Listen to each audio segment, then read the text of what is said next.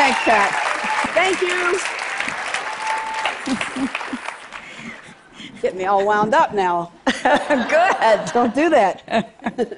You know, Wow. when I was watching the video again of the match, you know, you must have felt like the fate of the world's women was on every stroke you took on that. Were you feeling that? First of all, Bobby Riggs, he was a former #1 player. He wasn't just some hacker, by the way. He was one of my heroes, and I admired him. And that's the reason I beat him, actually, is because I respected him. It's true. My mom and dad, especially my dad, always said, respect your opponent and never underestimate them, ever. And he's correct. He was absolutely correct. But I knew it was about social change. And I was really nervous about whenever we announced it. And I thought, I felt like the whole world was on my shoulders. And I thought, if I lose, it's going to put women back 50 years at least. Title IX had just been passed the year before, June 23rd, 1972. And women's professional tennis, there were 9 of us that signed a $1 contract in 1970. Now remember, the match is in 73. So we're only in our 3rd year of having a tour where we could actually play, have a place to compete, and make a living. So there were 9 of us that signed that $1 contract. And our dream was for any girl born in any place in the world, if she were good enough, there'd be a place for her to compete and for us to make a living. Because before 1968, we made $14 a day. And we were under the control of organizations. So we really wanted to break away from that. But we knew it wasn't really about our generation so much. We knew it was about the future generations. We do stand on the shoulders of the people that came before us. There's no question. But every generation has a chance to make it better. That was really on my mind, is that I really wanted to start matching the hearts and minds to Title IX. Title IX, in case anybody doesn't know, which a lot of people don't probably know, but any federal funds given to a high school, college, or university, either public or private, had to finally give equal monies to boys and girls. And that changed everything. So you can have a law, but it's changing the hearts and minds to match up with it. That's when it really rocks. Right? Totally. So that was on my mind. I want to start that change in the hearts and minds. So it was really, but 2 things came out of that match. For women, self-confidence, empowerment. They actually had enough nerve to ask for a raise. Some women have waited 10, 15 years to ask. I said, more importantly, did you get it? And they did. And for the men, a lot of the men today don't realize it, but if you're in your 50s, 60s, or whatever, late 40s, you're the first generation of men of the women's movement, whether you like it or not. And for the men, what happened, for the men, they come up to me, and most of the time the men actually are the ones who have tears in their eyes. It's very interesting. They go, Billie, I was very young when I saw that match, and now I have a daughter. And I am so happy I saw that as a young man. And one of those young men at 12 years old was President Obama. And he actually told me that when I met him. He said, you don't realize it, but I saw that match at 12, and now I have 2 daughters.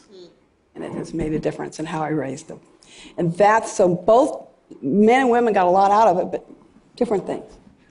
And now there are generations, at least 1 or 2, who have experienced the equality that Title IX and other fights along the way made possible. And for women, their generations have also experienced teamwork. They got to play team sports in a way they hadn't before. So you had a legacy already built in terms of being an athlete, a legacy of the work you did to lobby for equal pay for women athletes and the Women's Sports Foundation. What now are you looking to accomplish with the BillieJeanKing Leadership Initiative? I think it goes back to an epiphany I had at 12. At 11, I wanted to be #1 tennis player in the world. And a friend had asked me to play, and I said, what's that? Tennis was not my family.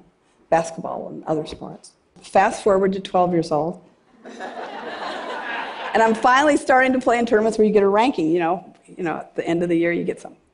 So I was daydreaming at the Los Angeles Tennis Club, and I started thinking about my sport and how tiny it was. But Also, that everybody who played wore white shoes, white clothes, played with white balls, and everybody who played was white.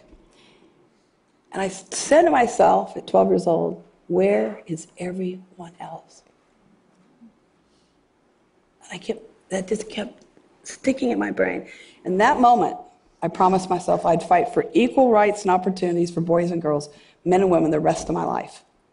And that tennis, if I were fortunate enough to become number one, and I know being a girl would be harder to have influence already at that age, that I had this platform.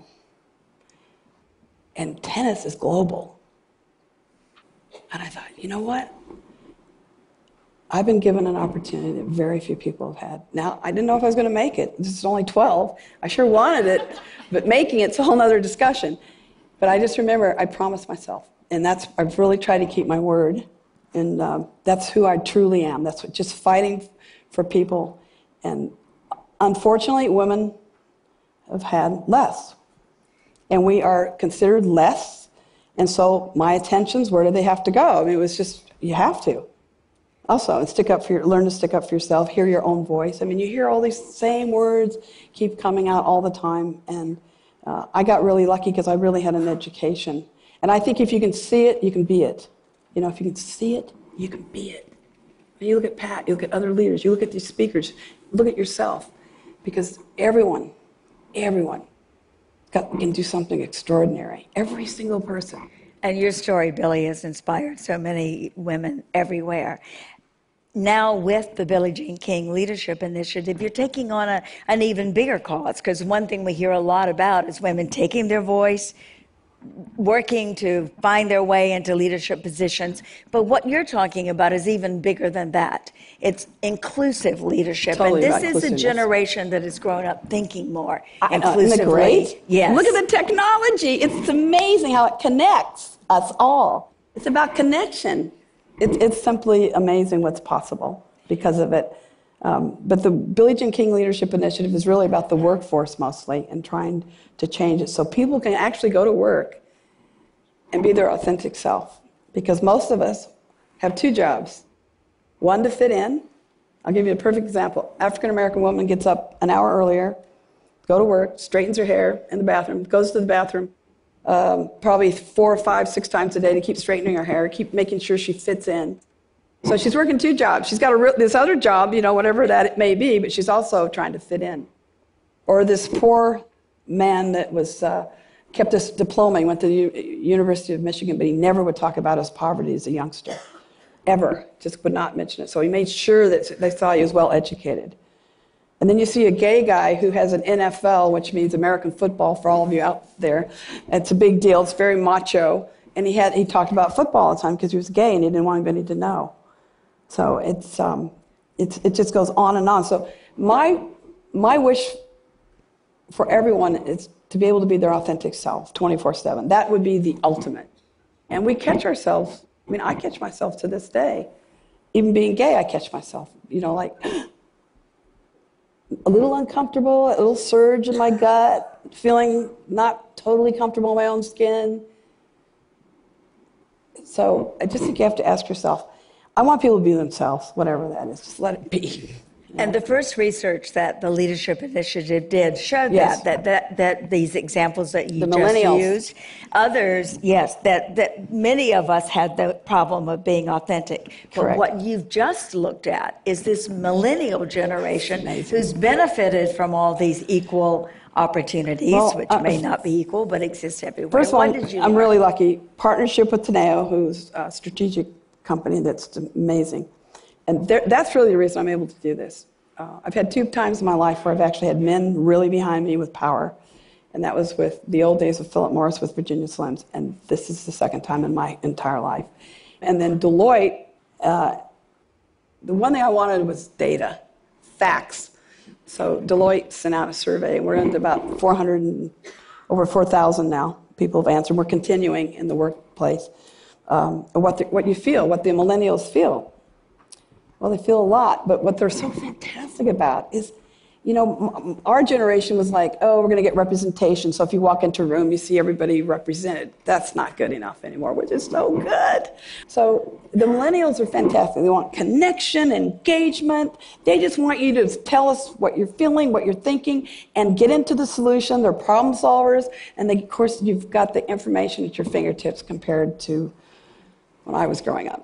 What did the research show you about these millennials? Are they going to make a difference?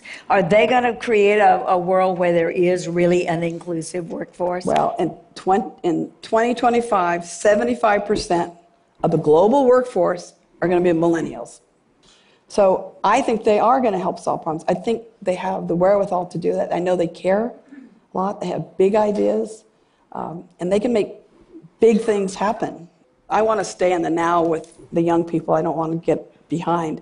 I don't think there's any chance. No, but I really want to hear. Well, you know what you found out in the research about millennials is not really the experience that a lot of people have with millennials, you know. No, well, if we want to talk, okay, I've been doing my little mini survey.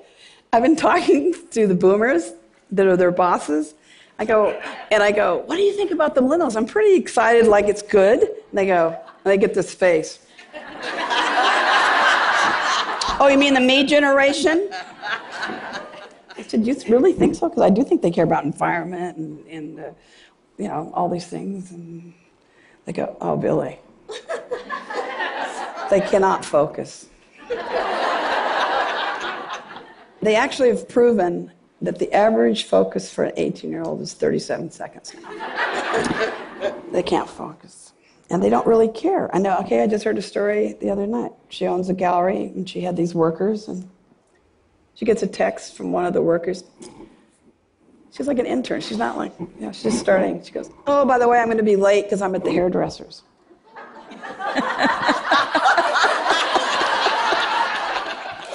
So she arrives, and this boss says, what's going on? She says, oh, I was late. Sorry, how's it going? She says, well, guess what? I'd like you to leave. You're finished. She goes, okay. No problem. Now, Billie, that story... I know, but that's what scares the boomers. I'm just telling you. So I think it's good for us to share. No, it is good for us to share because we're our authentic self and what we're really feeling. So we got to take it both ways, you know. But I have great faith because I think if you've been in sports like I have, every generation gets better. It's a fact. With the Women's Sports Foundation being the advocates for Title IX still, because we're trying to keep protecting the law because it's a tenuous position, always. So we really are concerned, and we do a lot of research, so it's very important to us. And I want to hear from people. But we really have to protect what Title IX stands for worldwide. And you heard President Carter talk about how Title IX is protected. Yeah. Do you know that every single lawsuit that girls, at least in sports, have gone up against whatever institution, whatever, has won? Title IX is there to protect us, and it is amazing. But we still have to get the hearts and minds. Hearts and minds to match legislation is huge. So what gets you up every morning? What keeps you sustaining your work, sustaining the fight for equality, extending it, always exploring new areas, trying to find new ways to... Well, I always drove my parents crazy anyway because I was always the curious one. I'm highly motivated. My younger brother, in case, was a Major League Baseball player. My poor parents did not care if we were any good. And we drove them crazy because we pushed, we wanted to be the best. And I think it's because of what I'm hearing today at TED Talk. I think to listen to these different women, to listen to different people, to listen to President Carter. 90 years old, by the way, and he was throwing these figures out that I would never, I'd have to go, excuse me, wait a minute, I need to get a list out of these figures. He was rattling off, I mean, that's amazing, I'm sorry. He's an amazing man. And I think, and then you're going to have President Mary Robinson, who used to be former president. Yes. Thank you, Irish, 62%. LBGTQ, yes. Congress is voting in June on same-sex marriage. So these are things that for some people are very hard to hear. But always remember, every one of us is an individual, a human being with a beating heart who cares and that wants to live their authentic life. Okay, you don't have to agree with somebody, but everyone has the opportunity. And I think we all have an obligation to continue to keep moving the needle forward, always. And these people have been so inspiring. That's all. I mean, it's just everyone matters. And every one of you is an influencer. You out there listening, out there in the world, plus the people here, every single person's an influencer. Never, ever forget that. Okay, so don't ever give up on yourself. Billie, you ready. have been an inspiration to Thanks, us. Pat. Sorry, I didn't go on. Thanks, Deb. Thanks a lot.